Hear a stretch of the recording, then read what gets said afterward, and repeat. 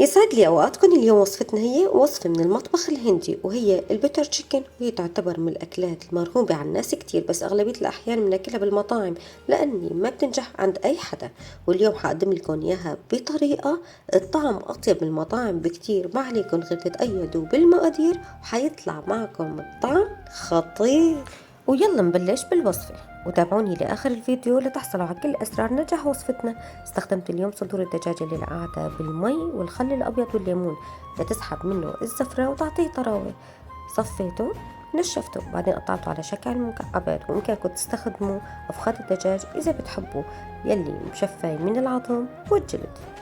وبعدها بلشت أتبله، وهي التتبيلة عبارة عن لبن وزيت وملح وخل أبيض والتوابل.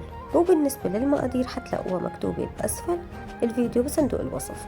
وحاتركم من ساعتين لليلة كاملة، وكل ما تركتوه أطول بتشرب من طعم التتبيلة أكتر وأكتر.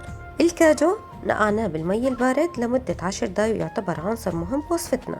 دوبنا الزبدة الحيواني، وبعد ما دابت أضفنا البصل المقطع والثوم المهروس والزنجبيل الفريش المبشور. وبس يتغير لونه شوي شي بسيط أضفنا له الفلفل الرومي الأحمر والأخضر. بعدها أضفنا له بهارات المسلة، وأنا ما كانت متوفرة عندي عملت خلطة مشابهة لنفس الطعم وأطيب كمان متجهزة، كتبت لكم إياها بالصندوق تحت. وبعد ما تحمصت وبلشت تطلع ريحتها الطيبة أضفت لها الكاجو وحمصته شي بسيط. بعدين أضفت البندورة المقشرة المقطعة وبس دبلت.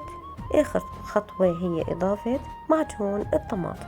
بدي أخلط الخلطة بالخلاط لأوصل للقوام الكريمي. وقبل ما أحط الخلطة لأن هي عندي إياها سخنة أضفت شوي من المي البارد.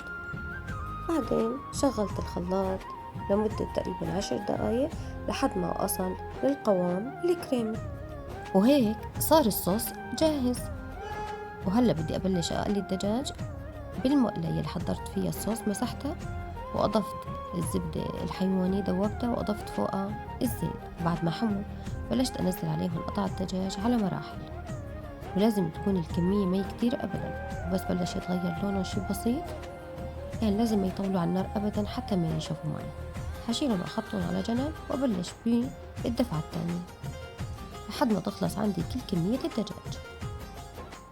بعدين حضيف عليهم الصوص يلي بالخلاط وكريمة الطبخ وشوي من العسل والملح وأدوق الطعم. وفعلا كان الطعم لذيذ ومتوازن. وبالنسبة للحدودية هي انتو بتقرروا تحبوا تزيدوا الحد أو تنقصوا، يعني على كيفكم. ويلا نبلش بتحضير الرز اللي حنقدمه بجانب البتر تشيكن. حنستخدم الرز الحبة الطويلة، حننقعه بمي مفلترة لمدة نص ساعة ونصفيه.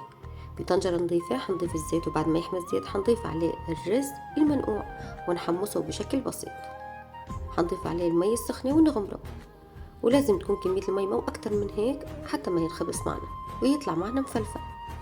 حنضيف عليه الملح، وبعد ما يغلي وبلشت تنشف ميته حنغطيه ونتركه على نار هادية لمدة 10 دقايق.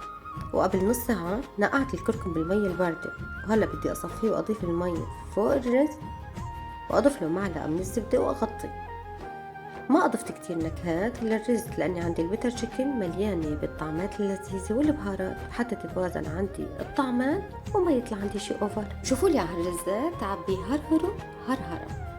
والبتر تشيكن أضفت لها شوي من كريمة الطبخ على الوش وحركتها بشكل بسيط، وأضفت لها وراء من البقدونس وصارت جاهزة للتقديم. وما أوصف لكم على الريحة ما أطيب بتر تشيكن ممكن تدوقوا. بنصحكم تجربوا الوصفة، وبس جربتوها بعتولي تعليقاتكم، ولا تنسوا تضغطوا اللايك وتعملوا شير لرفقاتكم وتشتركوا بالقناة.